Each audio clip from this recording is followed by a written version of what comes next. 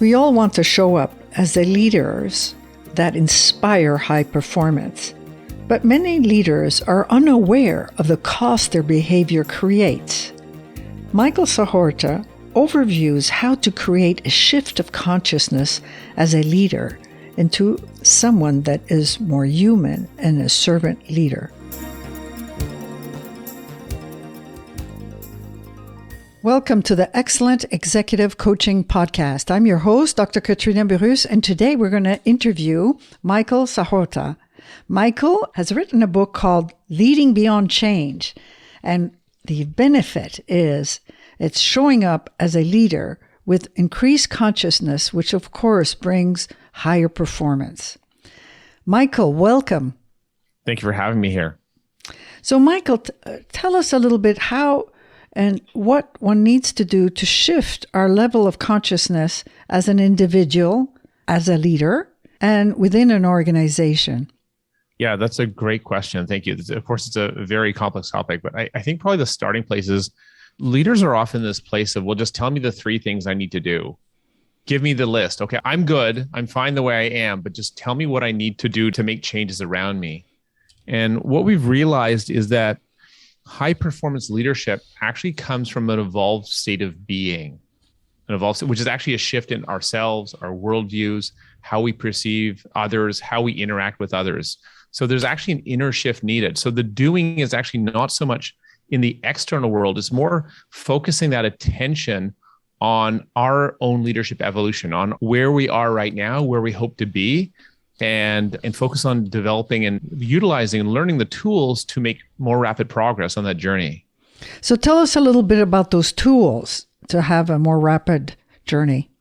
Yeah, so what's interesting about our work is we've realized, and this is actually based on the founders of our organization, is this integration of inner growth tools as well as the outer world, very practical tools. So, the core of our activity is this SHIFT314 Evolutionary Leadership Framework or SELF framework, which is how do we evolve an organization forward to have the attributes of business agility.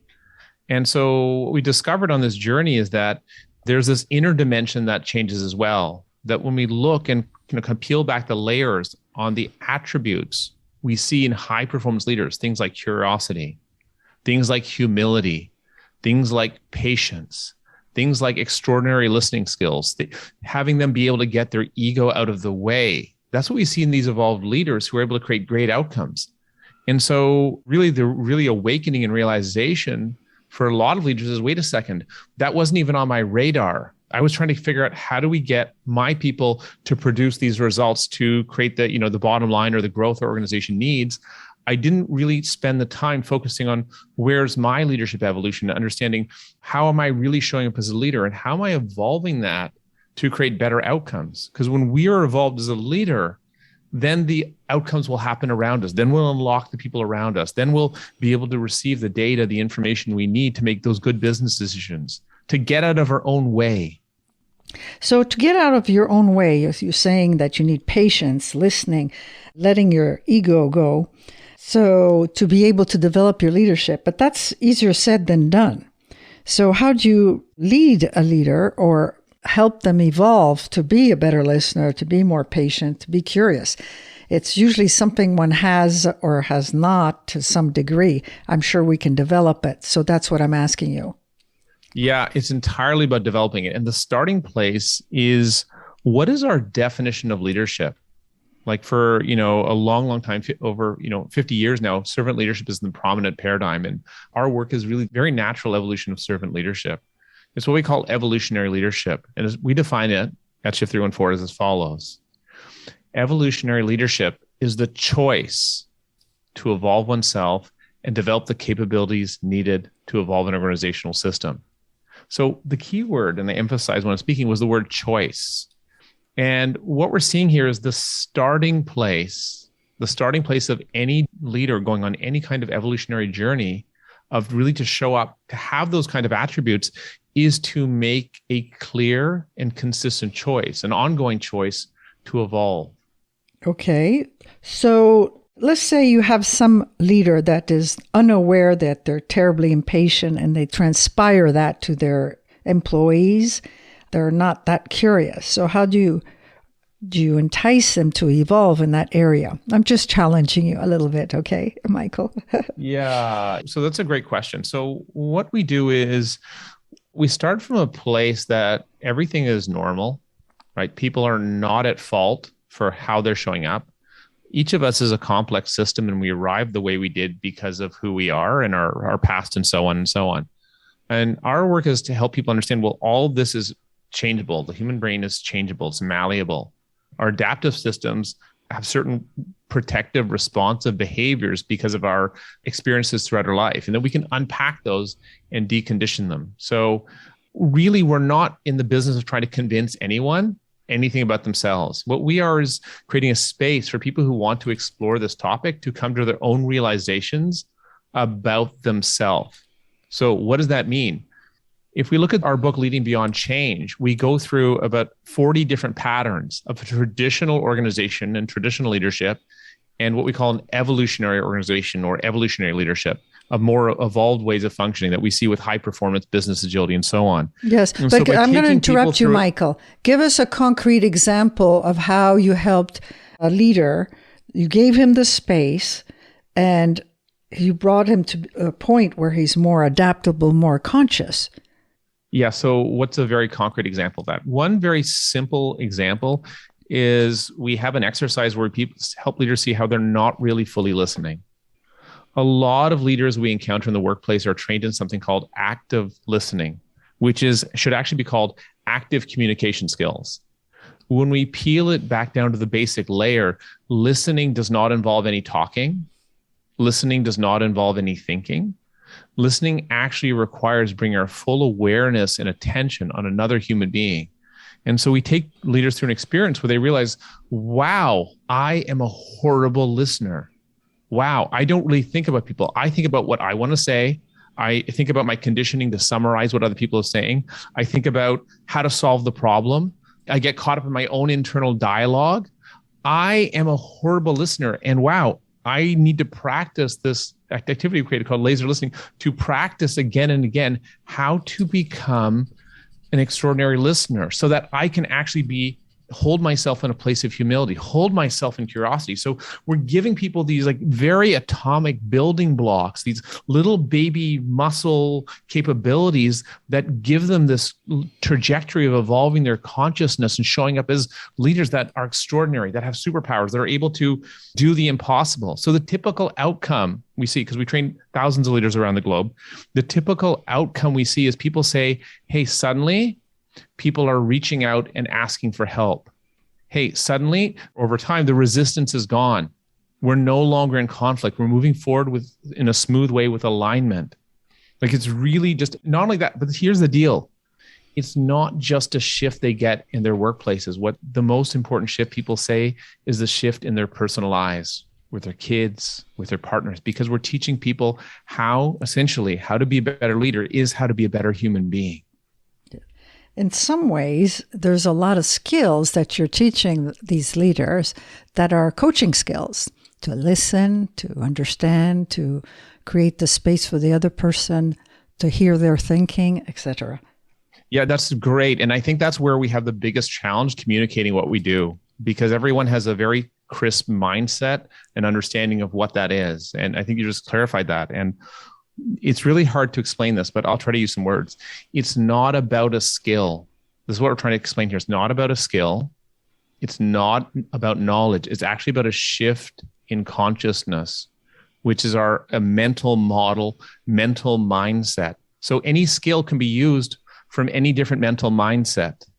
If we think about Olympics winning athletes, they're running just like everybody else, but their mindset is different. They have a mindset of that, I can work through this barrier. I'm going to get out of my own way. There's an evolved mindset at play that allows them to win the gold medal in the Olympics. That's what we're giving leaders, is how to develop that mindset, which is you can't touch it. It's not a skill. It is not knowledge. It's an inner shift in our dimensions of our identity, our values, our beliefs, and that get represented, manifested through our behaviors that create the unlock in all the people around it, that create the unlock in our organizational systems.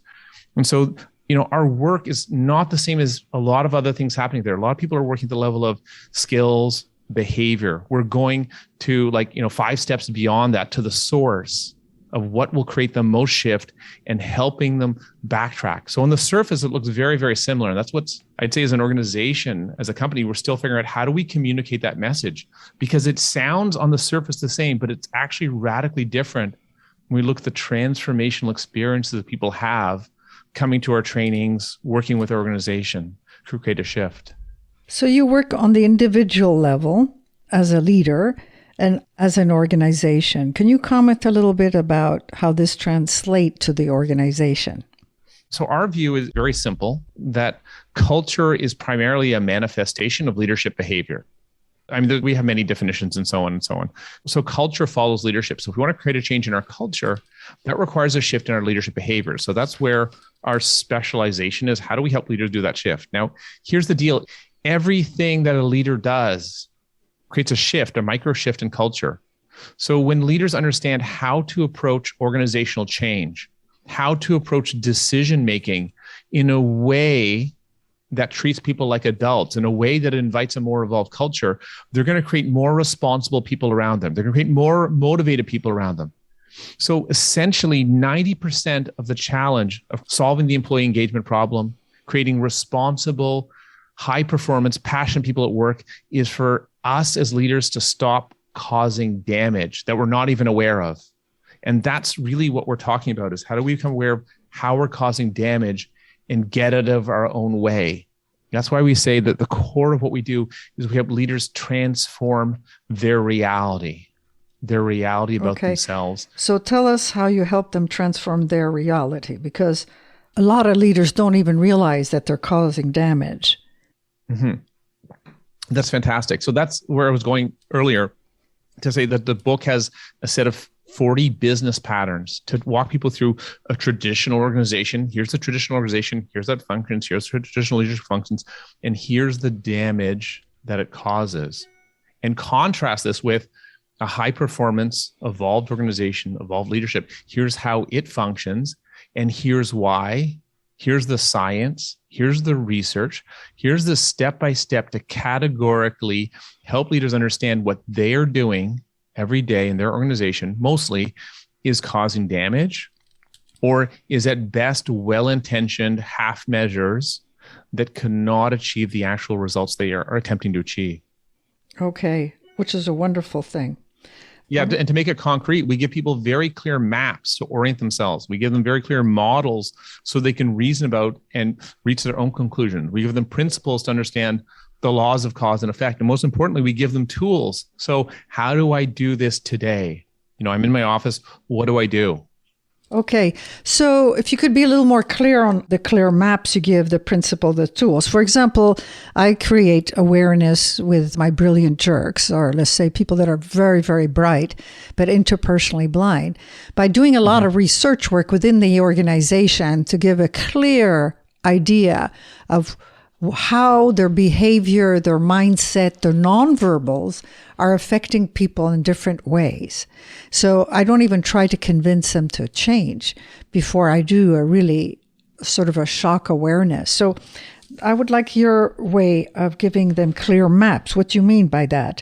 How do they go around and and ask people how they're perceived, Yeah, so the maps are to orient ourselves as leaders for what are the steps we need to take to move our system from its existing level of functioning to the level that we have, or existing map to how do I grow as a leader. So it's a map to guide the journey of evolution.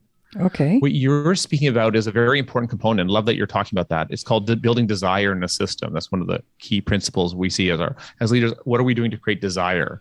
And awareness is a very powerful component. Our recommended go-to is we've created a free tool people can use called Organizational Performance Survey. We partnered with Comparative Agility for this.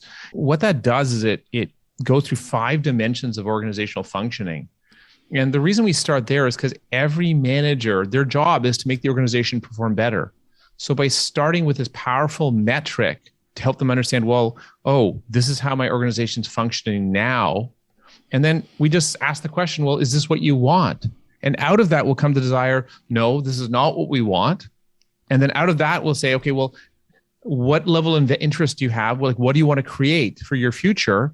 And from that, we can start to create a forward movement and start to make a movement towards this choice to evolve themselves. So for us, it's a gentle journey of helping leaders realize that not only are they the problem, but they are also the solution. And that's really the core of our work, is how do we help take people on that journey at a rate they're ready for it? And our view is we can't force anyone to do this. It's really about working with the coalition of the willing and those ready to change. And what's really interesting is it's not about having everyone change. Imagine we're working with an organization that has 500 leaders. It's about, well, which are the 10, 20, 30, 50 leaders that are ready to start changing now? Because when they go first and they start to be more successful, everybody else wants it. So you create visible success and to entice people that are maybe on the fence to join. Would you say that would be? Yeah, it's even backing up a step further. It's just starting with people who want to change. And like, I'll tell you how I got here. I was working as a Agile coach, consultant, working with organizations, helping them create high performance. I kept on getting stuck with how far we could take these changes to help an organization be more performant. And whether it was working with a manager, a director, a CIO, a CEO, what happened again and again is I noticed the limit for how far we could make changes to the workplace, how far we could upgrade to more evolved work practices, agile, digital, lean, and so on, was always the consciousness of the leader, always their mindset. If we had a very evolved leader, we could go really far. We could make extraordinary shifts in performance. When a leader was more limited in their evolutionary journey, they were kind of less evolved, if we want to call it that, then we'd get stuck. And then I was really frustrated. I was incredibly frustrated because I go, wait a second. The only way that I can help these leaders, like these organizations, really be successful is to help these leaders transform, to help these leaders evolve. And then that's when I realized, well, I looked at myself in the mirror and I said, Michael, can you help these leaders evolve the way you're showing up now? And the answer I got back was the truth. It was a little bit uncomfortable. It was the truth. And it was, well, no, Michael, you are a well-intentioned asshole. One of those brilliant jerks you talk about. There's the way you're showing up. There's no way you can help people evolve. And that was my epiphany moment. And from there, from that realization, I went on my own personal growth journey. I went to India. I have done all sorts of things to evolve my consciousness. I realized consciousness was actually the secret sauce to unlock success in individuals and organizations. And then through that, this is how I've come to be training thousands of leaders around the globe. Right. And it's not because we have a great marketing program. Our marketing is horrible. It's like, that's not what we do. It's because people come based on word of mouth because they have an experience and they've changed. And other people can say, wow, you've changed. What did you do? And they go, oh, I went to that course. And that's how we built our business. I see. And define for us what your terminology for or definition is for consciousness. Yeah, that's a great question. So the view that we have is that when the mind using language tries to create a definition, the mind itself cannot understand what consciousness is. Ultimately, if we understand consciousness, we can understand as our level of awareness of our own internal behaviors, our level of awareness of our emotional state, our ability to move from me thinking to we thinking, moving to a dissolved ego. So our level of consciousness really is the level of dissolvedness of our ego. As a result of growing up in Western society, we all have very, very strongly entrenched egos. And these very evolved leaders who have curiosity, humility, who really care from their heart about other people, they've got a dissolved ego. They didn't do it. It's just through their nature of their circumstance, their childhood, what they experienced in life. They ended up that way as these beautiful human beings. Me, like many, many other people on the planet Earth, we need to do work to show up that way. There's work to be done. That is the work of evolutionary leadership, is to do the work to show up as a more evolved human being, a more beautiful human being, to create more extraordinary. I mean, just be clear, this work is not for everyone. This is only for people who want to be change makers, who want to create the extraordinary. And that's not most people. 80, 90% of leaders just want, just give me a little bit better. I'm fine the way I am. Things are good. But for the 10, 20% of leaders out there who want the extraordinary, this is what it's about. Well, a lot of leaders think that they're doing very well, especially if there's a lot of revenue and things are going well.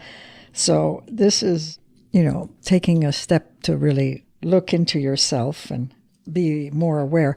Actually, that's a great point. I mean, here's the deal. There's the saying, what got you here may not get you where you want to go. And I was certainly this place. I've got an extraordinarily high IQ. I've done artificial intelligence research. I've published papers in the field. 99% of the time, I am the smartest guy in the room. But that's not going to allow me to be a leader to bring other people on the journey. And so it's about helping people understand that it's not their brilliance, it's not their intelligence, it's actually their humility, their caring for another human being that's going to allow them to be that extraordinary leader. So it's about shifting to say, I need to move away and stop focusing on my technical competence. I've got that nailed. I've got my business competence nailed. It's not about that. It's about learning how to be an extraordinary leader. That's what my limiting factor is. And if I work through that, everything will change. All my skills will be unlocked in a much more profound way. All my capabilities will be able to realize the full fruit. And my measure of success as a leader is how many other leaders do I create around me? And that's what we see in high performance leaders. They create other leaders. And most leaders today in their organizations, they think their success is based on business results, not on the people they build, not on the legacy. So again, that's why I said, we're only interested in people who want to build a legacy, who want to be extraordinary leaders. So Yes. It's a very specialized group.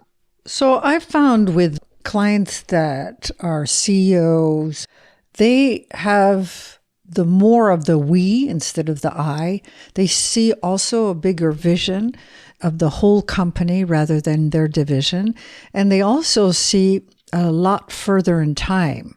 Some extraordinary leaders see 20, 30 years and the impact that their large organization has 10, 20 years in the future.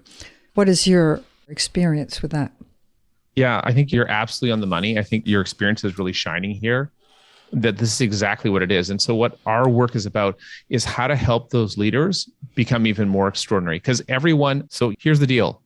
All of us have some glitches, some challenges and like idiosyncrasies in our leadership behavior. So there's two choices. Either we're in a path of where we're growing and evolving, or we think we're good enough. Most leaders in the world think they're good enough, and therefore they're not evolving. Therefore, they cannot model evolution for everyone else. So even some really great leaders, unless they're actively working on their own evolution, and some of the really, really good ones are, they're not able to model that for others, not able to help others. So what we give is a very accelerated toolkit to help people move in that direction. So if we're not born that way, which most of us aren't, instead of just having, be settling for, 1 out of 10,000 people who are that amazing in our organization, why not have everyone in our organization be that amazing? Thank you very much for your very interesting interview. We're coming to the end of our podcast, but tell us, where can people get your book, Leading Beyond Change? Probably the best place is our website, SHIFT314.com, or you can find Leading Beyond Change on all the Amazon and all the leading providers. So tell us your website again. Shift Beyond Change. Shift314, like pi, 314.com. Great. Thank you so very much, Michael. Very interesting. My pleasure. And thank you for all your good work. We would love to know what you thought of this podcast. Write us an email at drkatrina with a K at excellentexecutivecoaching.com. We would love to hear what you liked and what we could improve. This podcast has been sponsored by excellentexecutivecoaching.com. Thank you for listening to the Excellent Executive Coaching Podcast. You can subscribe to all future podcasts at excellentexecutivecoaching.com. Join us each Wednesday to learn more about the latest trends in leadership techniques and bring your coaching to the next level. To learn more about Dr. Burris's CEO Mastermind, use the contact form at excellentexecutivecoaching.com.